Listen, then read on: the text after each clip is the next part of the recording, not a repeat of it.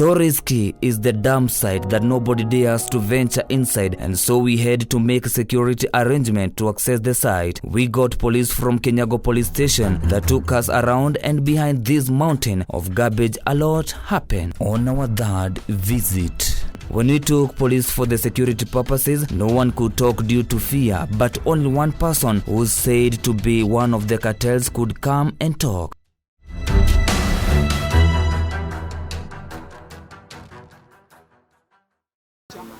Kwa majina ni Paul, na mimi ni mfanyikazi hapa hivi dump site.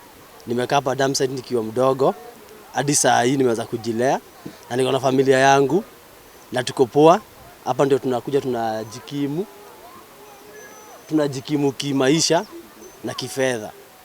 Sasa unaona, sasa kama sasa kuna luma zinaendelea, wanasema ati watoto yani wasichana ama mama wetu wanarepiwa, lakini hakuna kitu kama hiyo raping. Hapa hakuna.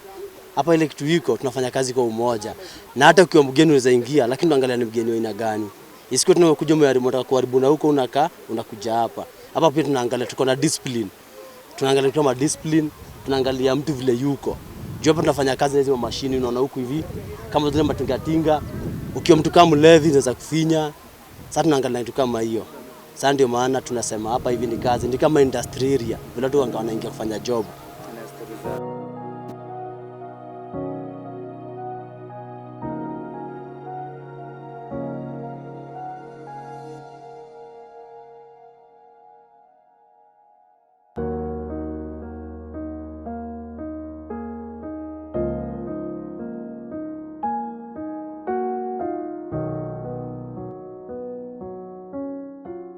After our uncovering and bringing to light the evils that occur in the dump site unnoticed, now we happen to look for Isaac, which is not his real name, who happens to be a certified garbage collector to this Dandora dump site. He gives us this shocking information. So as I've spoken that the Dandora dump site, they are those designated place for people.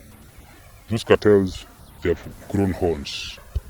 But now they are the owners of high-rises in Nairobi, especially Dandora, Gitari Merigo, and Saika, extending to the Kerema farmland in Njiru and Roy. Those cartels, they are the owner of all those plots, and they own the plots.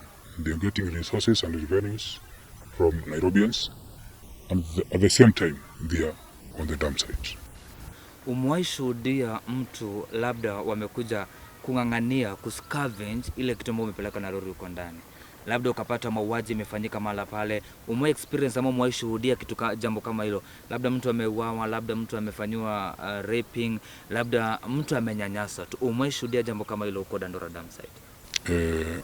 Jambo la mauaji Dandora linakuwaga, it is just like waking up, being during the day and in the evening. You see, dump site is so big. The issue is like this. We have a heap of garbage that has been piling there since 1984, I would say. So the Dandora dump site, there is a lot of killing. Even the extrajudicial killing. If somebody has died in Korogosho, somebody has died in Dagoretti, it is the simplest place for you to be buried under the garbage. So in that, and at the same time, as you talk of gangs, even the guns and the ammunitions, they're buried within the garbage. In that garbage. So it's usually, even if there comes a mayhem within Dandora, it is very uncontrollable for the police officers, because they think to go to the household, but now the ammunition are within the garbage. According to what we gathered from our sources, the cartels that controls the dump site, and more so private land, have a tendency of killing in cold blood if one is found scrambling in private land or become a suspect or disclose the information about the daily happenings. There is whom I'm calling a scavenger.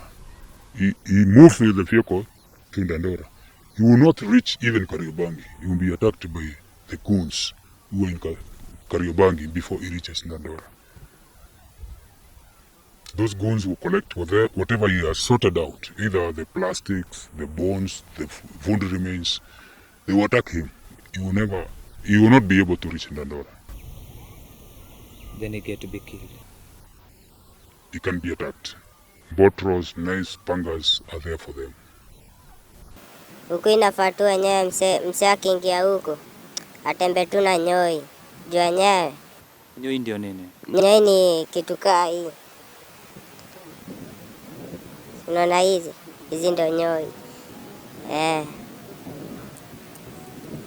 Na hizi zinakusaidia na kazi gani? Hizi zinanisaidia for self defense.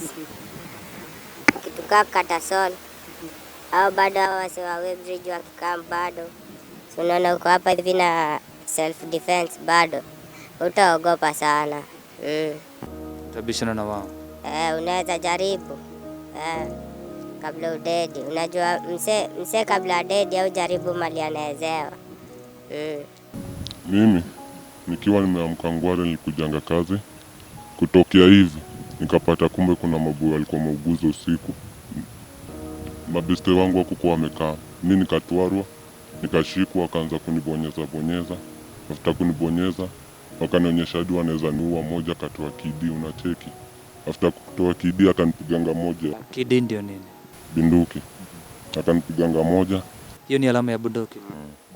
Wakati alinipiganga ikabidi sisi yangu kutoka mkoro wangu wa dedi, sisi yangu ndio ameshikunisaidia na si ati ana kitu, ananga kitu naona. Nikaendelea tu kidogo, tena nikakutananga nao wakanikata hapa na bado wakanikata huku no. Vile wanikata hapo mimi hakuna kitu ningefanya, nikaenda nikakaocha miaka moja kaa nimerudi. After getting the information on where they get drugs from, we happened to send one of our cameraman to uncover the drug dealers, and upon coming back, he had his say. Mimi nimetoka hapa na jamaa mmoja, tukaenda mahali madawa zinauziwa, na kufika ile area kila mtu anataka kujua hii sura mpya huyu ni nani, na kuna vitisho nyingi.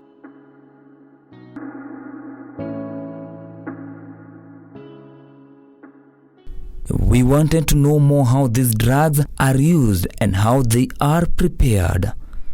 Hii ni tire na ibamboa nikiweka juu ya flag. Hapo mkoa mingi. Baada ya kuibamboa nikiweka hapa kwa hii flag juu, kwa kuwa siwezi vuta ikiwa peke yake, ndiposa steam ziongezeke na zilipuke maradufu wadufu. Lazima nizichanganye zikiwa zote.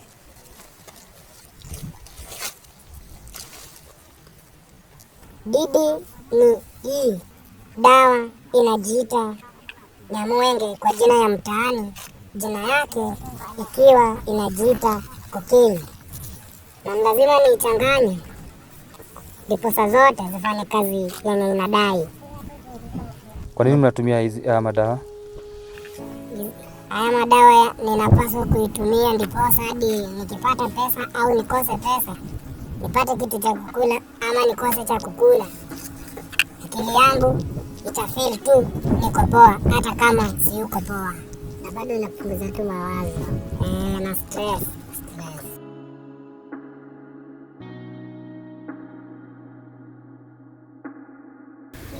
Coming back to you, how do you think Dandora Dam site can be of any essential to the country? We understand the kind of economic status that we are as a growing economy. In Kenya, from then, all street boys were so many in the central business area. But for now, they have gone down.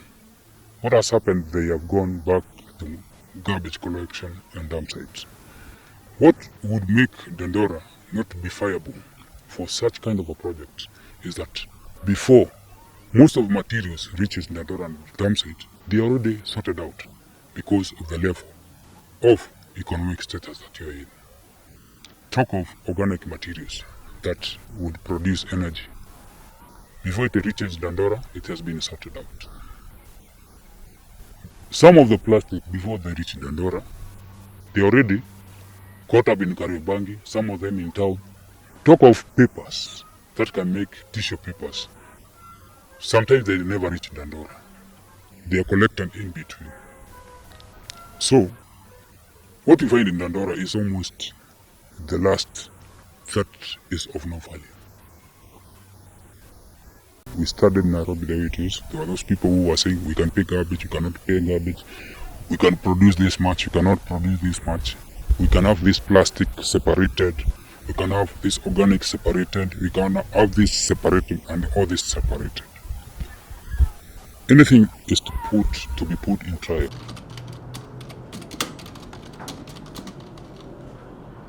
We later tried to communicate with Nairobi Metropolitan Service, that is General Mohammed Bande, through his communication manager, and upon writing an email 2 times to the communication manager for an appointment with the NMS boss, we got no response till now. Our effort of also trying to reach Bande through a phone call bears no fruits as the call went unanswered.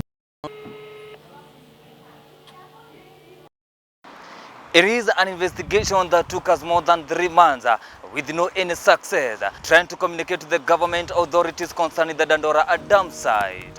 Now the big question being, who controls the Dandora dam site?